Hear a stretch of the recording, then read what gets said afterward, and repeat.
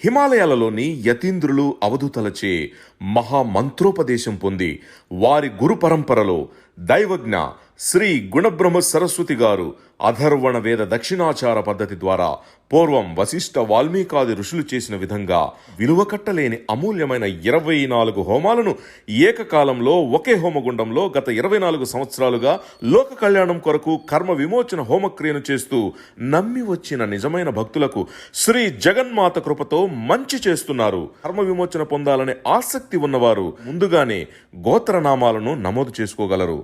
Address Shri త్రిశక్తి పూజా మందిర్, తిరుపతి దగ్గర, రేణిగుంట, ఆంధ్రప్రదేశ్. ప్రపంచ వ్యాప్తంగా ఉన్న మా యొక్క డిఎన్ఏ ఆస్ట్రాలజీ ప్రియులందరికీ నా హృదయపూర్వక నమస్కారములు. నేను తిరుపతి పట్టణంలోని రేణిగుంట నుండి మీ గుణబ్రహ్మ సరస్వతి. ఈరోజు డిఎన్ఏ ఆస్ట్రాలజీ ప్రకారంగా శుక్రకర్మ రిజిస్ట్రీతో పుట్టినటువంటి అమ్మాయిలు కావచ్చు లేదా అబ్బాయిలకి వారి యొక్క ప్రథమ వివాహ ప్రాప్త నక్షత్రాలు ఏమిటి అన్న విషయాల్ని జనరల్గా తెలియజేయబోతున్నాను. మరిన్ని విషయాలు తెలుసుకోవాలనుకుంటే పూర్తి జాతకాన్ని మనము పరిశీలించాల్సినటువంటి అవసరం కూడా ఉంటుంది. అయితే ఇక్కడ శుక్రకర్మ రిజిస్ట్రీ కలిగినటువంటి నక్షత్రములు ఏమిటి అనేది మనకు తెలియాలి. అవి ఏమిటంటే ఆరుద్ర నక్షత్రము మిథునంలో ఉంటుంది. ఇక్కడ ఆరుద్ర మిథునంలో ఉంటుంది. ఆరుద్ర 1, 2, 3, 4 పాదాలు ఇక్కడ ఉంటాయి. అదేవిధంగా చిత్త అనే నక్షత్రము కన్యలో 1, 2 పాదాలుంటే తులలో చిత్త అనే నక్షత్రము 3, 4 పాదాలు ఉంటాయి. అదేవిధంగా శ్రవణ నక్షత్రము మకరంలో ఉంటుంది. 1, 2, 3, 4 పాదాలు ఉంటాయి. అంటే ఆరుద్ర, చిత్త, శ్రవణ ఈ 3 నక్షత్రాలలో ఒక కుటుంబంలో మళ్ళీ పుడుతూ ఉన్నారంటే బిడ్డలు, వారికి ప్రథమ వివాహ ప్రాప్త నక్షత్రాలు ఏమిటనేది మనం చూడాలి. మనం చెప్పే కాన్సెప్ట్ ఏమిటంటే డిఎన్ఏ ఆస్ట్రాలజీ కాన్సెప్ట్. సాంప్రదాయ జ్యోతిష్యంతో పోల్చి ఇప్పుడు చెప్పే విషయాలను దయచేసి మీరు మమ్మల్ని అడగడానికి ప్రయత్నం చేయకండి. ఆరుద్ర అనే నక్షత్రము 1, 2, 3, 4 పాదాలు మిథునంలో ఉంటాయి.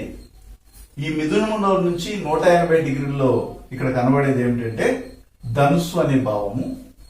చాలా మంది ఏమనుకుంటారంటే మిథునంలో రాశి పడినా లగ్నం పడినా వారికి ధనుసు రాశి ధనుసు లగ్నం వాళ్ళని ఇచ్చి పెళ్లి చేయాలి అని అంటుంటారు. అది కరెక్ట్ కాదు. మనం ఏం చేస్తామంటే ఆరుద్ర నక్షత్రం 1, 2, 3, 4 పాదాలకి కామన్ గా ఈ యొక్క ధనుసులో ఉన్నటువంటి ఏ నక్షత్రాలు 180 డిగ్రీలో కనెక్ట్ అవుతాయో చూస్తాం. ఇక్కడ చూసినట్లయితే ఈ ఆరుద్ర నక్షత్రం 1, 2 పాదాలు మూల 3, 4 పాదాలని తాకుతుంది. అలాగే ఆరుద్ర 3, 4 పాదాలు ఇక్కడ పూర్వాషాఢ నక్షత్రము 1 మరియు 2 పాదాలని తాకుతుంది. ఇది మనం గమనించాలి.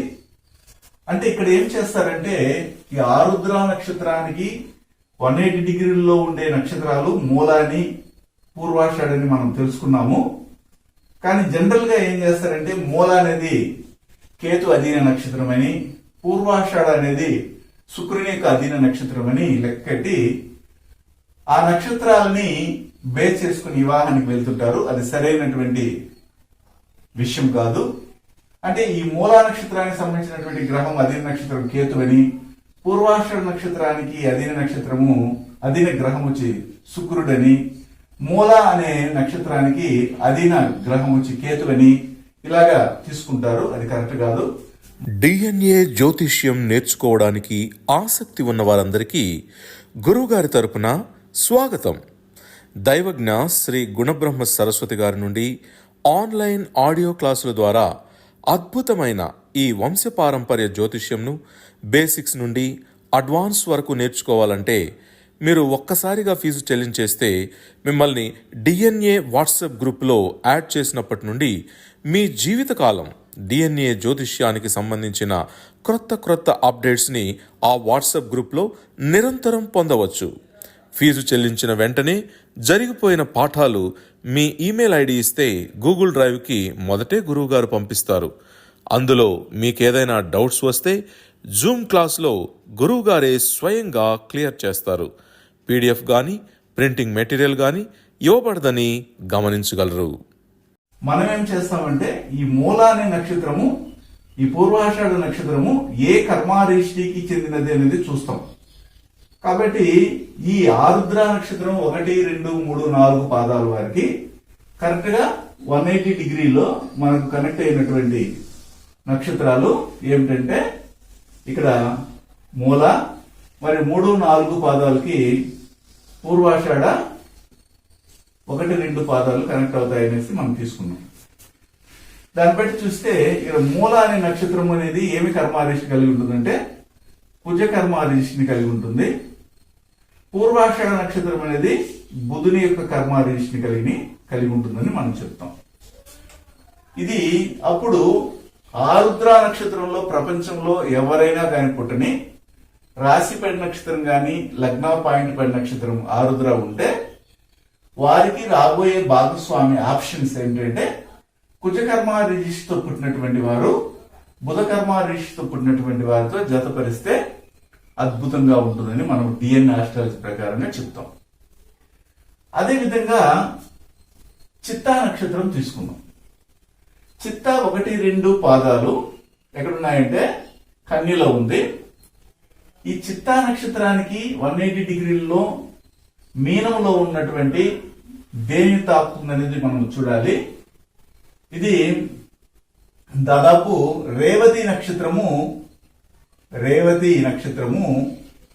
3, 4 పాదాలని తాకుతుంది. ఇది చిత్తా 1, 2 పాదాలు నేరుగా ఎక్కడ వెళ్ళి తాగుతున్నాయంటే చిత్తా నక్షత్రము రేవతి నక్షత్రం 3, 4 పాదాలు తాగుతుంది. అదేవిధంగా తులాలో ఉన్నటువంటి 3, 4 పాదాలు ఇక్కడ మేషములో ఉన్నటువంటి అశ్విని 1, 2 పాదాలని తాకుతుంది. ఇది మనం గమనించాలి. అప్పుడు ఇక్కడ రేవతి అనే నక్షత్రము దానికి సంబంధించినటువంటి బుధుని యొక్క అధీన నక్షత్రం అని, అశ్విని అనేది కేతు యొక్క అధీన నక్షత్రం అని తీసుకోకూడదు. రేవతి నక్షత్రం అనేది ఏ కర్మ రిష్టి కలిగింది అనేది చూసుకోవాలి, అది కుజ కర్మ. అశ్విని అనేది ఏ యొక్క గ్రహ కర్మ రిష్టి అంటే సూర్యుని కర్మ అని తీసుకోవాలి. అంటే ఇక్కడ చిత్తా నక్షత్రానికి 180 డిగ్రీల్లో మనం చూడాలి. చిత్తా నక్షత్రం 1, 2 పాదాలు, ఇక్కడ రేవతి నక్షత్రము 3, 4 పాదాలని, చిత్తా నక్షత్రం 3, 4 పాదాలు తులలో ఉంటాయి కాబట్టి మేషంలో ఉన్నట్టు అశ్విని 1, 2 పాదాలు తాకుతుంది. అంటే ఇక్కడ కుజకర్మ మళ్ళీ వస్తా ఉంది, సూర్యకర్మ వస్తా ఉంది. ఇప్పుడు శ్రవణ నక్షత్రం తీసుకుంటే ఇది మకరంలో ఉంది. మకరం నుంచి కర్కాటకానికి 180 డిగ్రీలు. కానీ నక్షత్ర పరంగా చూసినట్లయితే బాగా గమనించండి. శ్రవణ నక్షత్రం 1, 2 పాదాలు పుష్యమి 3, 4 తాకుతుంది. పుష్యమిని 3, 4 పాదాలని తాకుతుంది. 1, 2 పాదాలు వెళ్ళి 3, 4 పాదాలను తాకుతుంది. శ్రవణ నక్షత్రం 3, 4 పాదాలు వెళ్ళి ఆశ్లేష 1, 2 తాకుతుంది. ఆశ్లేష 1, 2 తాకుతుంది. ఇక్కడ పుష్యమి అనేది రాహుకర్మ, అంతేగాని శని అధీన నక్షత్రం అని తీసుకోకూడదు.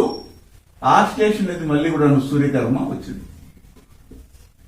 ఇప్పుడు గమనించండి, ప్రపంచంలో ఎంతమందికైనా కానీ రాశిపడి నక్షత్రం కానీ లగ్నా పాయింట్ పడి నక్షత్రం కానీ ఇక్కడ నేను చెప్పినట్టు ఆరుద్రాలో కానీ చిత్తాలో కానీ శ్రవణ నక్షత్రాల్లో ఉంటే వారికి 180 డిగ్రీల్లో ఉన్నటువంటి నక్షత్ర కర్మ రిజిస్టర్ ఇది.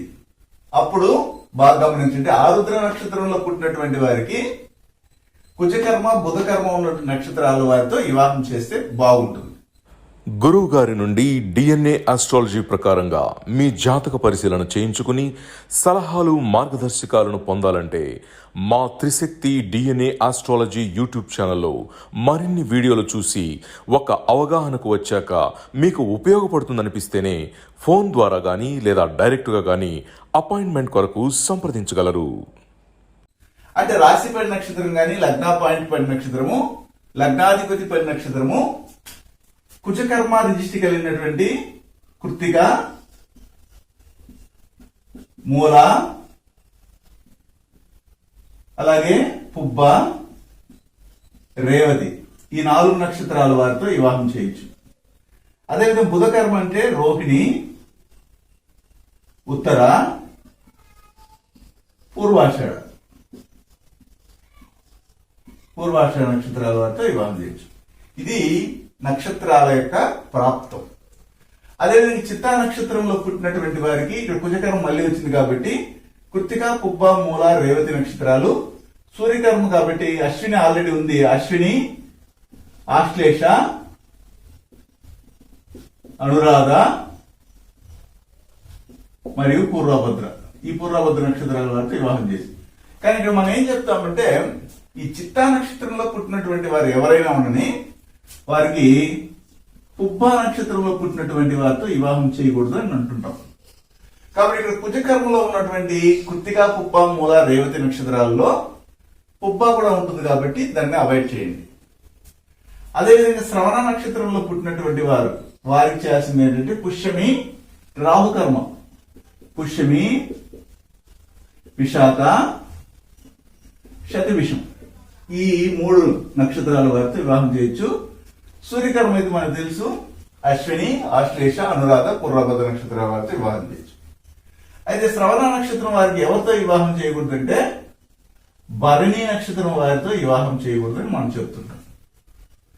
ఈ విధంగా ఒక శుక్రకర్మ రిజిస్ట్రీ కలిగినటువంటి వారు ప్రపంచంలో ఎంతమందినా ఉండని వారికి కామన్ గా ఏం కనబడుతుందంటే ఇక్కడ కుజకర్మ కనబడతా ఉంది. ఈ రెండింటికి కుజకర్మ ఉంది. అదేవిధంగా ఈ రెండింటికి సూర్యకర్మ ఉంది. కాబట్టి మోస్ట్లీ కుజకర్మ, సూర్యకర్మ, రాహుకర్మ మరియు బుధకర్మ ఈ నక్షత్రాల వారే ఈ శుక్రకర్మ రిషితో పుట్టినటువంటి వారి కుటుంబంలో వచ్చే భాగస్వాములుగా వస్తుంటారు.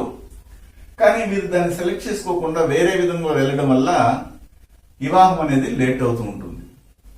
కాబట్టి ఇది మీకు ఖచ్చితంగా ఈ వీడియో చూస్తున్నటువంటి వారికి అద్భుతంగా ఉపయోగపడుతుంది. అయితే ఆల్రెడీ వివాహం అయి ఉంటుంది కొంతమందికి. ఆరుద్ర నక్షత్రంలో పుట్టినటువంటి వారికి కానీ, చిత్తా నక్షత్రంలో పుట్టినటువంటి వారికి కానీ, లేదా శ్రవణ నక్షత్రంలో పుట్టినటువంటి వారి వివాహ జీవితం బాగుంటే హ్యాపీగా నేను చెప్పినట్లుగా జరిగి ఉంటుంది. అలా కాకుండా వీళ్ళు ఏం చేస్తారంటే నేరుగా శ్రవణ నక్షత్రంలో పుట్టినటువంటి వారు అమ్మాయిలు కానీ అబ్బాయిలు కానీ ప్రేమలో పడితే కూడా భరణి నక్షత్రం వారితో వివాహం చేసుకుంటారు. అక్కడ బెట్స్ కొడుతుంది. అదేవిధంగా చిత్తా నక్షత్రంలో పుట్టినటువంటి వారు నేరుగా పుబ్బ నక్షత్రం వారితో వివాహం చేసుకుంటారు. కానీ ఇంతవరకు మన ప్రజలకు అర్థం కాని విషయం ఏమిటంటే ఎంతసేపు అయినా కానీ రాశిపడి నక్షత్రం గురించి ఆలోచిస్తుంటారు. కానీ వచ్చే వారి జాతకాలలో రాశిపడి నక్షత్రంతో పాటు లగ్న పాయింట్ పడిన నక్షత్రము, లగ్న అధిపతి కూర్చున్న నక్షత్రాలను కూడా తప్పనిసరిగా గమనించాలి. అలా గమనించిన నాడే అది పరిపూర్ణమైనటువంటి వివాహ ప్రాప్త విషయాల్ని తెలియజేస్తుంది. రాశి పెట్టుకొని ఆ రాశికి ఉన్నటువంటి జంతువు, ఆ రాశికి ఉన్నటువంటి వశ్య పొంతనము, ఆ రాశికి ఉన్నటువంటి మిగతా విషయాలన్నింటిని కూడాను బేరుజు వేసి వివాహానికి వెళ్ళి త్వరగా ఆ వివాహ జీవితాన్ని రద్దు చేసుకుని ముగించుకుని వెనక్కి వచ్చినటువంటి వాళ్ళే ఎక్కువ కనబడుతున్నారు. దయచేసి ఇక మీదటైనా కానీ ఈ విషయాలు గమనించండి. చాలా మంది ఆరుద్ర నక్షత్రంలో పుట్టితే నేరుగా మూల అనేది కేతు అధి నక్షత్రం కాబట్టి కేతుకు సంబంధించినటువంటి నక్షత్రాలు అశ్విని, మక, మూల అని ఆ నక్షత్రాల వారితో వివాహం చేసిన వాళ్ళు ఉన్నారు.